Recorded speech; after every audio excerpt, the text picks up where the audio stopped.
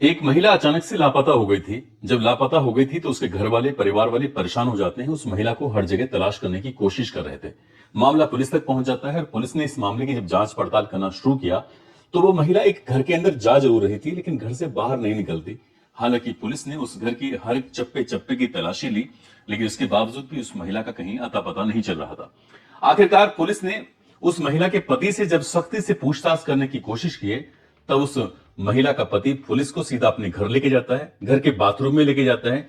वहां ले जाने के बाद कहता है कि साहब यहां आई थी, और यहां से सीधा किचन में जाती है। वो फिर किचन में लेके जाता है और किचन में ले जाने के बाद एक बड़ा सा कुकर होता है, कहता है कि इसके रास्ते से वो बाहर चली जाती है।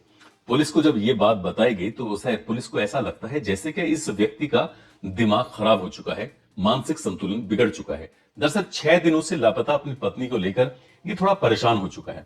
पुलिस फिर उससे बार बार पूछती है कि आखिरकार तुम कहना क्या चाहते हो। पूरे उसने पुलिस को फिर वही बात दोहराई। पहले बाथरूम लेके गया, फिर किचन लेके गया, फिर एक कुकर दिखाया और कहा कि यहां से बाहर चली गई है। जब पुलिस उसकी बात पर थोड़ा सा आश्चर्य में थी, परेशान थी कि ये आखिरकार बोल क्या रहा है, तभी उसके मुंह से निकलता है कि 72 घंटे तक मैंने अपनी पत्नी को इस कुकर में पकाया है। दरअसल पुलिस अब इस कुकर की इस रहस्य को जानने में जुड़ जाती है। हालांकि पुलिस के पास कोई सबूत नहीं लगते हैं, लेकिन ये कहानी जब सोशल मीडिया के माध्यम से, अखबारों के माध्यम से लोगों को पता चलती है तो लोगों के रोंगटे खड़े हो जाते हैं। लोग सोचने पर मजबूर हो जाते हैं कि कोई इंसान आखिरकार इतना निर्दयी कैसे हो सकता है। आदाब, नमस्कार, सत श्री अकाल। मैं उस्मान सैफी। आज की जो सच्ची घटना मैं आपको सुनाने जा रहा हूं, ये सच्ची घटना है तेलंगाना प्रदेश की राजधानी हैदराबाद का एक थाना लगता है मीरगेट, और मीरगेट थाना क्षेत्र की एक कॉलोनी लगती है न्यू वेंकटेश्वर कॉलोनी। दरअसल यहां की रहने वाली एक महिला जिसका नाम पी वेंकटा माधवी होता है, उम्र उसकी लगभग 35 साल के आसपास होती है। इस महिला का जो मायका है वो नंदयाल का है। उसकी मां का नाम सुबम्मा होता है। सुबम्मा अपनी बेटी से बात करती है, यानी कि बी माधवी से बात करती है। 16 जनवरी 2025 की सुबह बातचीत होती है। उसके बाद आराम से इत्मीनान से बातचीत होती है। कोई ऐसा नहीं लग रहा था कि बेटी परेशान है, कुछ बात है। उसके बाद फोन कट जाता है। दोपहर का समय होता है। एक बार मां ने फिर अपनी बेटी को फोन लगा दिया। इस बार नंबर स्विच ऑफ था। उसे लगता है कि हो सकता है कि बैटरी डिस्चार्ज होगी हो, इसलिए नंबर बंद हो गया हो। 2-3 घंटे बीत जाते हैं। मां ने अपनी बेटी को फिर से फोन लगा दिया।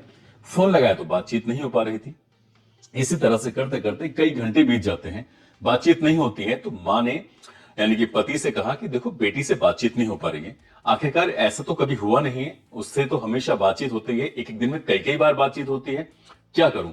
उसके पिता कहते हैं कि त्योहार का समय चल रहा है, तो त्योहार पर वो कहीं ना कहीं बिजी होगी, तुम भी बार बार फोन करके परेशान करती हो, उसके फोन का इंतजार करो।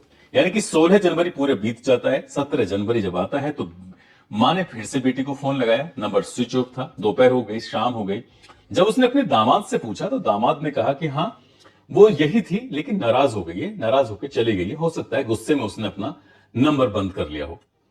अब ये बात मां ने सुनी। मां को थोड़ा आश्चर्य हो रहा था, थोड़ी परेशान हो रही थी कि आखिरकार बेटी कभी ऐसा तो करती नहीं है, भले ही पति से नाराज हो तो हो, लेकिन मां बाप से कभी नाराज नहीं हुई, इसलिए क्या किया जाए। अब महिला ने यानी कि सुबम्मा ने अपने पति को लगातार दबाव बनाना शुरू कर दिया कि हमें अपनी बेटी के बारे में पता करना चाहिए, देखना चाहिए कि आखिरकार बेटी कहां है, किस हाल में है, ठीक है कि नहीं है। इसलिए उसके घर चलते हैं, उसके पति से बातचीत करते हैं और बातचीत करने के बाद ये समझने की कोशिश करते हैं कि आखिरकार हुआ क्या है। 18 जनवरी 2025 को पति और पत्नी अपनी बेटी से मिलने के लिए, उससे पूछने के लिए, उसके हाल जानने के लिए, कहां है, किस हाल में है, ये पता करने की कोशिश करते हैं। वहां जाते हैं, पति से बातचीत करते हैं। पति से जब पूछा जाता तो पति ने कहा कि जो पोंगल एक पर्व होता है, जिससे अपने यहां पर मकर संक्रांति होता है, साउथ में पोंगल के रूप में मनाया जाता है, और वो कई दिन तक ये त्योहार चलता है। लोग अपनों के बीच में इस त्योहार को बड़ी खुशियों के साथ मनाते हैं। अब ऐसी स्थिति में जब ये दामाद से पूछा जाता है, दामाद का नाम गुरु मूर्ति होता है, गुरु मूर्ति से बताता है कि पत्नी जिद कर रही थी कि उसे मायके जाना है। दरअसल बच्चे अपनी बुआ के यहाँ पर हैं, 2 बच्चे हैं, दोनों बुआ के यहाँ पर हैं। वो अकेला पड़ जाएगा, वो नहीं चाहता था कि पत्नी मायके जाए और वो यहां पर अकेला रह जाए, इसलिए उसने रोका। वो नाराज हो गई और नाराज होकर घर से निकल के चली गई है, वापस लौट के नहीं। मुझे लगा कि शायद शाम तक वापस लौट कर आ जाएगी। शाम हो गई, मैंने हर जगह अपने दोस्त, रिश्तेदार, आसपास के लोग, हर जगह तलाश करने की कोशिश की, लेकिन वो मिली नहीं। आखिरकार करे तो क्या करे। जब माँ बाप ने ये बात सुनी अपनी बेटी के बारे में, तो वो भी अपनी बेटी को ढूंढने के लिए निकल जाते हैं। जहां जहां भी उस महिला के संपर्क होते हैं, जिसका नाम माधवी होता है। माधवी के बारे में जहां जहां लोगों से उठना बैठना बातचीत होती थी उन सभी से बातचीत की जाती है, लेकिन माधवी का कहीं कोई पता नहीं चल पा रहा था। आखिरकार नजदीकी पुलिस स्टेशन यानी कि मीरगेट में माता पिता और अपने दामाद को लेकर पहुंच जाते हैं, बताते हैं कि हमारी बेटी 35 साल की जिसकी उम्र है वो अचानक से लापता हो गई है। 16 जनवरी 2025 की सुबह से गायब है, अभी तक उसका अता पता नहीं है। और 18 जनवरी को जब उन्होंने गुमशुदगी की रिपोर्ट दर्ज कराई तो पुलिस ने रिपोर्ट दर्ज कर ली। और रिपोर्ट दर्ज करने के बाद शुरुआत में पुलिस ने उतना गंभीरता से इस मामले को नहीं लिया था, लेकिन उसके पति गुरुमूर्ति से पूछा कि तुम क्या करते हो क्या नहीं करते हो। तब उसने बताया कि लगभग इंडियन आर्मी में उसने 17 साल की सेवा दी है। इंडियन आर्मी के अलग अलग जगहों पर उसने तैनाती पाई और देश की सेवा करने का उसके अंदर जज्बा था। साल 2020 में नायब सूबेदार के पद से वो रिटायर हो जाता है। हालांकि उसका मूल जिला जो रहने वाला होता है वो प्रकाशम जिले का होता है, लेकिन रिटायरमेंट के बाद उसकी नौकरी लग जाती है डीआरडीओ में। ये बड़ा इंपॉर्टेंट डिपार्टमेंट है भारत सरकार का, इसमें ये सुरक्षा में इसकी नौकरी लग जाती है। वहीं पर नौकरी कर रहा था और इससे पूछा जाता है तो जो कहानी इसने अपने सास और ससुर को बताई थी वही कहानी इसने पुलिस को बताई कि पोंगल पर्व मनाने के लिए पत्नी जिद कर रही थी कि मुझे मायके जाना है, बच्चे अपनी बुआ के घर गए हुए हैं, ऐसी स्थिति में मैं अकेला पड़ जाता और मैंने अपनी पत्नी को जाने से मना किया तो वो गुस्सा होकर नाराज होकर चली गई है, मायके भी नहीं गई है ना ही मेरे पास आई है, कहां गई है मुझे कुछ नहीं पता। अब 18 जनवरी को ये एफआईआर दर्ज कर ली जाती है। 18, 19, 20, 21, 22 इस तरह से लगातार एक एक दिन बीत रहे थे और उस महिला को हर जगह तलाश करने की कोशिश की जा रही थी। 22 जनवरी 2025 को जब गुरुमूर्ति से पूछा जाता है कि तुम्हारी पत्नी से क्या बातचीत हुई थी, तो जब उसने पहले दिन बताया तो कुछ और, दूसरे दिन बताया तो कुछ और, तीसरे दिन कुछ और बताया। दरअसल वो डीआरडीओ डिपार्टमेंट में था, बड़ा इंपॉर्टेंट डिपार्टमेंट है, यहां पर बड़े बड़े अधिकारियों की जांच पड़ताल भी हो जाती है, इसलिए पुलिस उससे उतनी सख्ती से बातचीत नहीं कर रही थी जितना शुरुआत में करना चाहिए था। वैसे वो इंडियन आर्मी में नायब सूबेदार की पोस्ट से रिटायर हो चुका था, इसलिए पुलिस उसके साथ बड़ा अच्छा व्यवहार कर रही थी। लेकिन जब अलग अलग बयान बदला, उच्च अधिकारियों तक ये बात पहुंचती है, तब पुलिस उससे सख्ती से पेश आती है। और जब सख्ती से पेश आती है तो फिर वो पुलिस के सवालों के सामने ज्यादा देर तक टिक नहीं पाया। जब उससे बातचीत की जाती है तो वो सीधा पत्नी के मामले में पुलिस को लेकर अपने घर पहुंच जाता है। दरअसल पुलिस ने इसके घर के जो आसपास के घर में सीसीटीवी कैमरे लगे हुए थे, उन सीसीटीवी कैमरे को खंगालने की कोशिश की तो महिला घर के अंदर जाती जरूर है लेकिन घर से बाहर नहीं निकलती। अब जब बाहर नहीं निकलती तो पुलिस ने घर के हर एक हिस्से को देखा, लेकिन उस महिला का कहीं भी कोई अता पता नहीं चल रहा था। आखिरकार पुलिस ने जब इसे पति से पूछा तो पति सबसे पहले उसे बाथरूम में लेके जाता है। ले जाने के बाद कहता है कि साहब यहां तक तो आई थी, यहां से सीधा किचन जाती है। किचन में एक बड़ा सा कुकर रखा हुआ था, कुकर को दिखाया जाता है, कहता है कि इस कुकर के रास्ते से वो बाहर चली गई। पुलिस को भी ऐसा लग रहा था जैसे इसका मानसिक संतुलन बिगड़ चुका है, इस तरह की बातें कैसे कर रहा है। लेकिन पुलिस ने फिर सख्ती से पूछा, उसने कहा जो मैंने बताया है वही सही है। वो इस तरह से नाराज हुई थी, नाराज होने के बाद बाथरूम जाती है, बाथरूम से सीधा किचन, किचन से बाहर चली जाती है। बाहर कहां चली जाती है, कैसे चली जाती है, जो वो कहानी बताता है पुलिस को यकीन ही नहीं हो रहा था जो उसने कहानी सुनाई थी। दरअसल पुलिस के सामने वो कहानी ये सुनाता है। 16 जनवरी 2025 की सुबह की बात है। महिला जिद पर अड़ जाती है कि उसे अपने मायके जाना है और इसी बात को देखते हुए दोनों में कहासुनी शुरू हो जाती है। कहासुनी कुछ इतनी होती है कि वो अपनी पत्नी को धक्का दे देता है और जैसे पत्नी को धक्का देता है तो पत्नी का सर दीवार में जाकर लग जाता है और पत्नी जमीन पर गिर जाती है। जैसे पत्नी जमीन पर गिर जाती है तो उसे लगता है जैसे ये बहाने कर रही है, वो वहां से अलग हट जाता है। कुछ देर के बाद वापस लौट के आता है तो पत्नी वहीं बेहोशी जैसी हालत में पड़ी हुई थी। उसके एक आध 2 घंटे के बाद फिर वापस आता है, तब भी पत्नी वैसी ही स्थिति में पड़ी हुई थी जैसे पहले पड़ी हुई थी। उसने जो उसकी नर्व्स टटोलने की कोशिश की और उसने सांसें देखने की कोशिश की तो पत्नी मर चुकी थी। अब वो समझ नहीं पा रहा था कि आखिरकार करूं तो क्या करूं। ये बात अगर घर से बाहर जाएगी तो सबके सब ये कहेंगे तुमने ही अपनी पत्नी को मारा है। लेकिन ये शुरुआत में एक एक्सीडेंट लग रहा था, अचानक से हुआ एक हादसा लग रहा था। अब ऐसी स्थिति में यहां से पत्नी को बाहर लेके जाएगा तो कैसे लेके जाएगा, क्या करेगा क्या नहीं करेगा, उसके मन में सैकड़ों सवाल थे। वैसे भी वो अपनी पत्नी से पिछले 5 साल से तंग आ चुका था, किसी न किसी बात को लेकर झगड़े हो रहे थे, उससे वो पूरी तरह से छुटकारा ही पाता था। लेकिन ये जो भी होता है एक ऐसा हादसा हो जाता है और वो इस बात पर खुश भी था। साल 2012 में इनकी शादी जरूर हुई थी, 2 बच्चे भी हो जाते हैं, लेकिन जब जिंदगी ठीक से नहीं चल रही थी, आए दिन झगड़े हो रहे थे किसी न किसी बात को लेकर, तब वो खुश भी हो रहा था और वक्त आगे बढ़ रहा था। जैसे जैसे वक्त आगे बढ़ रहा था उसके दिमाग में कुछ खुरापाती सूझने लगती है। वो सोचने लगता है क्यों ना अपनी पत्नी की लाश को ठिकाने लगा दे, और ठिकाने लगा दे देगा तो किसी को इस बात का पता भी नहीं चलेगा। अब उसने अपनी पत्नी को सीधा उस जगह से उठाता है, बाथरूम में लेके जाता है और बाथरूम में ले जाने के बाद उसके शरीर के छोटे छोटे छोटे छोटे टुकड़े कर देता है। उन टुकड़ों को करने के बाद अपने घर के अंदर रखे हुए बर्तनों में वो रख देता है।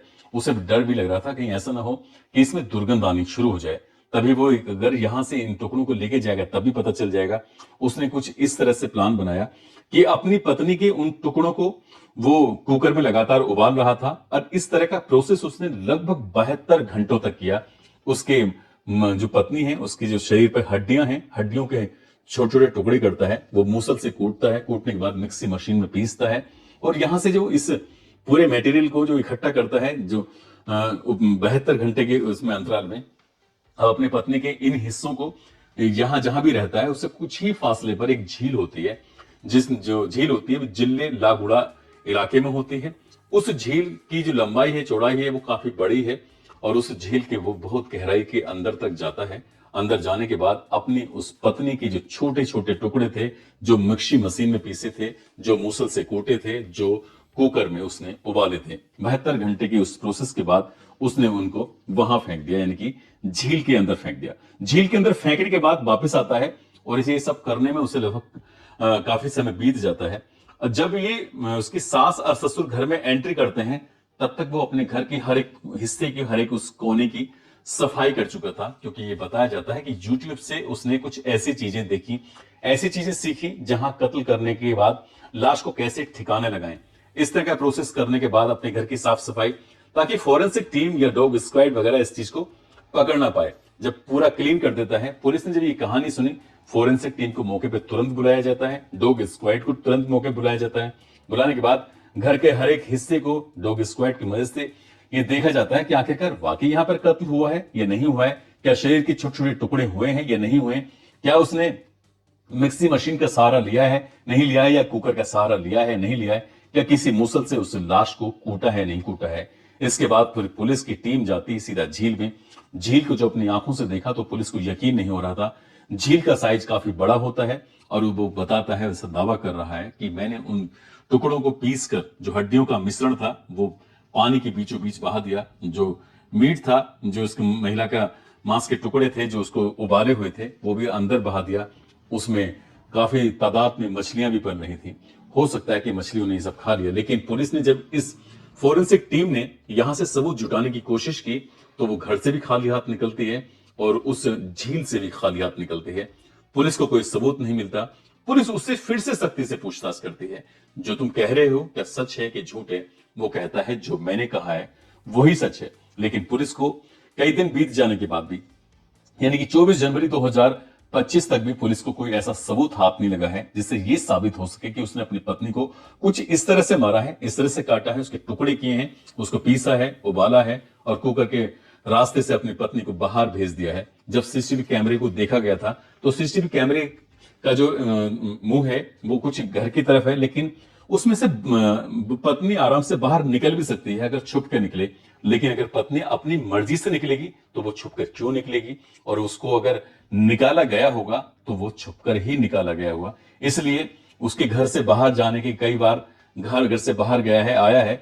तो ये पुलिस अभी इस मामले की जांच पड़ताल में जुटी है। साथ ही जो कमिश्नर साहब होते हैं वो मीडिया को अपने बयान देते हैं, कहते हैं कि हमने जो इसके बयान सुने हैं, अभी इस बयान को हम पूरी तरह से सच नहीं मान रहे हैं। इसके बाद भी बहुत सारी चीजें हैं, देखने की कोशिश की जा रही है इसमें कितना सच है कितना झूठ है। लेकिन अगर उसकी महिला की लाश नहीं मिली, महिला से जुड़े हुए कोई सबूत नहीं मिले, तो ये मामला अदालत में ज्यादा दिन तक टिक नहीं पाएगा। और मामला ज्यादा दिन तक अगर नहीं टिका तो ये भी एक कहानी ऐसे रहस्य बन के रह जाएगी, क्योंकि पुलिस जो सबूत जुटाएगी, सबूत अदालत में पहुंचेंगे और अदालत कभी दलीलों पर नहीं चलती बल्कि सबूतों पर, गवाहों के बयानों के आधार पर चलती है। और यहां पर महिला के साथ जो हुआ है, जो छोटे छोटे टुकड़े, जो शायद मछलियां खा गई हैं या फिर वो महिला जिंदा है या नहीं है, अभी पुलिस इस मामले की जांच पड़ताल में जुटी है।